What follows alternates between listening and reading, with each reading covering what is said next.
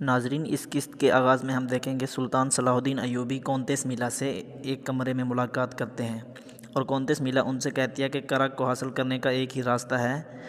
अगर आप चाहें तो वो रास्ता अभी भी आपके पास मौजूद है। और दूसरी जानिब हम देखते हैं कि बोरू सुल्तान सलाहुद्दीन को ये ख़बर देता है कि मुहासरे को 3 महीने हो चुके हैं और सिपाहियों के पास खुराक ख़त्म होने को है। और दूसरा सिपाही कहता है कि पानी में जहर की वजह से सलेबी सिपाही काफ़ी हद तक मर रहे हैं। और करक में हम देखते हैं कि तमाम कमांडर सलाहुद्दीन को पसपा करने के मंसूबे बना रहे होते हैं और ये कहते हैं कि सलाहुद्दीन के सिपाहियों के पास खुराक बहुत कम है, अगर वो पसपा होता है तो लौट गई मशरक़ वाले रास्ते से शाम में हमला करेगा और बाकी लश्कर को करक के सिपाही दूसरी अतराफ से घेर लेंगे। ये सब सुनकर कोंतेस मिला बहुत परेशान हो जाती है। इतने में होनो ख़बर लेके आता है कि सिपाही पानी की कमी की वजह से काफ़ी हद तक मर रहे हैं। दूसरी जानिब हम देखते हैं कि जंगल में सुल्तान सलाहुद्दीन अय्यूबी अपने लश्कर के साथ और शहनशाह बालबन अपने लश्कर के साथ एक मुलाकात करते हैं। जैसे कि हमने पिछली किस्तों में भी ये देखा था कि जंग से पहले वो आपस में मुलाकात करते थे और ये मुलाकात एक दूसरे को समझाने और एक दूसरे को तंबीह करने के लिए होती है। तो दूसरी जानिब हम देखते हैं कि सुल्तान की वालदा और सुल्तान की बीवी एक महल में दिखाए जाते हैं और उनको तबीबा बताती है कि शमसा खातून की बच्चे की पैदाइश बहुत ही मुश्किल होने वाली है। तो ये सब सुनकर सुल्तान की वालदा शमसा खातून को हौसला देते हुए कहती है कि गाज़ियों की वालदा को, मुजाहिदों की वालदा को ये सब कुछ बर्दाश्त करना पड़ता है और तुम्हें ये सब कुछ आने वाली रियासत के लिए बर्दाश्त करना होगा। और शमसा खातून बहुत ही रोते हुए सलाहुद्दीन को याद करती है। और दूसरी जानब हम देखते हैं कि सुल्तान सलाहुद्दीन कराकोश से पूछते हैं कि सुरंगों के ज़रिए मुहासरा करने से पहले मैं सलेबियों के सिपाहियों में बीमारी को और बढ़ता हुआ देखना चाहता हूँ। इतने में खलील ख़बर लेकर आता है और सुल्तान सलाहुद्दीन सलेबियों के किलों से धुआं उड़ता देखता है तो खलील बताता है कि सलेबियों ने अपने बीमार सिपाहियों को आग में फेंकना शुरू कर देता है। तो इतने में सुल्तान फ़ौरन ही कराकोश को हमले का हुक्म दे देते हैं और कहते हैं कि सुरंगों के ज़रिए वहां पर हमला किया जाए। और दूसरी जानब हम देखते हैं कि मूसल में कारोमास काजी फाजिल से ये कहते हुए उसको बात को टाल देता है कि सुल्तान 3 माह से करक का मुहासरा करके बैठे हुए हैं और अभी तक फ़तह नहीं किया, हम कैसे अयूबी सल्तनत के ज़ेर साए आ जाएं। ये सब सुनकर काजी फाजिल मायूस होकर बग़ैर उनको मनाए वहाँ से रवाना हो जाता है। दूसरी जानब हम देखते हैं कि कराकोश अपने सिपाहियों के साथ सुरंग आगे बढ़ा रहा होता है कि शटलियन के सिपाही एक कमांडर के साथ हमला कर देते हैं। तो शटलियन करक में नज़र आता है और कहता है कि सलाहुद्दीन की एक और उम्मीद भी ख़त्म होगी और ये सब सुनकर कोंतेस मिला और मायूस हो जाती है। और दूसरी जानब हम देखते हैं कि सुल्तान सलाहुद्दीन भी अपने सिपाहियों के साथ एक चाल का बंदोबस्त कर रहे होते हैं और सलेबियों के लिए एक चाल बना रहे होते हैं। और सुल्तान सलाहुद्दीन अय्यूबी अपने भाई बोरो से कहता है कि हम पसपा होने का ऐलान करते हैं ताकि सलेबी हमारी इस ख़बर से हमारे ऊपर हमला करें और अपने सिपाही हमारे पीछे लगा दें और रास्ते पर हमारे लिए जाल बनाएं और तुम पीछे से अपने सिपाहियों के साथ करक किले पर हमला कर देना। और दूसरी जानब हम देखते हैं कि मूसल में ज़ैनब आती है और कहती है कि मेरे भाई के जाने के बाद आपने मेरा बहुत ख्याल रखा। अब वो आखिरी बार काजी फाजिल से अपने भाई का बदला और इंतकाम लेना चाहती है और ये कायमात से इजाज़त लेने के बाद ही होगा सब कुछ। और दूसरी जानिब बोरो अपने भाई से कह रहा होता है कि मैं आखिरी दम तक आपको नहीं छोड़ूंगा और बोरू कहता है कि मैं एक सुल्तान को अकेला नहीं छोड़ सकता। तो सुल्तान सलाहुद्दीन कहते हैं कि मेरे पीछे कोई सिपाही ना आए, करक को फ़तह करने के लिए सुल्तान सलाहुद्दीन गिर भी जाए तो कोई बात नहीं। और ये कहकर दोनों जज्बाती हो जाते हैं और एक दूसरे को गले लगाते हैं। दूसरी जानिब हम देखते हैं कि काजी फाजिल, कारा तेगन और बाकी सिपाही एक सराय में बैठते हैं और काजी फाजिल कहता है कि करक से भी अच्छी खबरें मसूल नहीं हो रही, बग़ैर फ़तह के कोई भी अमीर हमारा साथ देने के लिए अभी तक रज़ामंद नहीं हो रहा। ये सब बातें कर रहे होते हैं कि करक वापसी का,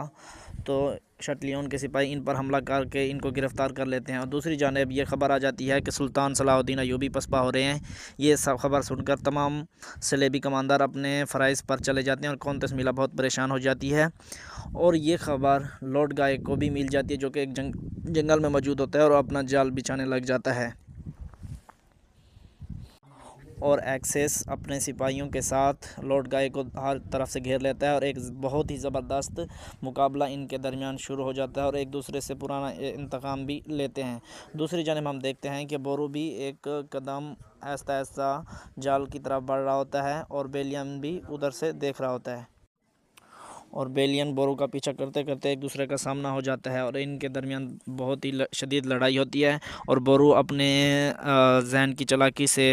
बेलियन को नीचे खाई में धक्का देकर चला जाता है। दूसरी जानिब हम देखते हैं कि कौंतेस मिला बहुत ही परेशान कुन हालत में दिखाई देती है और वो लम्हा याद करती है जब इसकी खाला ने बेबसी में अपने आप को अपने ही खंजर से हलाक कर दिया था और ये खंजर की तरफ आगे बढ़ती है और मारिया को नज़रअंदाज करते हुए कौंतेस मिला आगे बढ़ जाती है। और दूसरी जानिब हम देखते हैं कि बोज़ोक सुल्तान सलाहुद्दीन के पास खबर लेकर आता है और उनको बताता है कि शटलियोन ने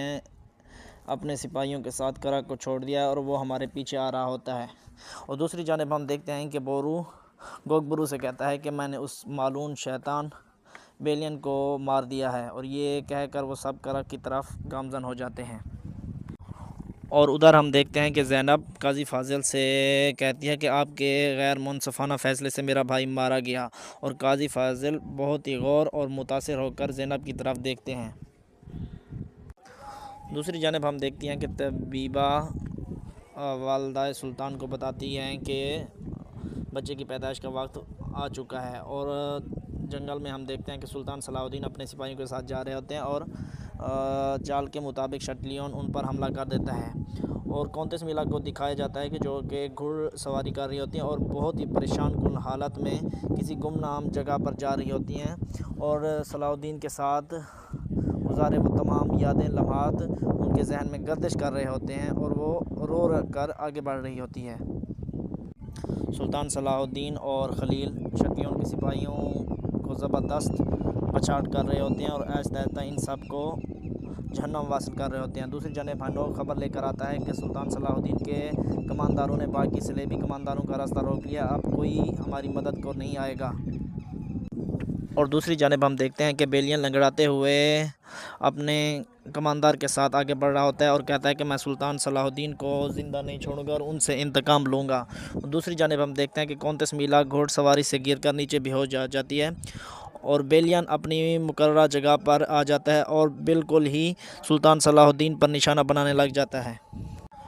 दूसरी जानिब करक को फ़तह करने के बाद बोरू जश्न का इंतज़ाम करता है और अपने सुल्तान की तरफ मदद को जाता है।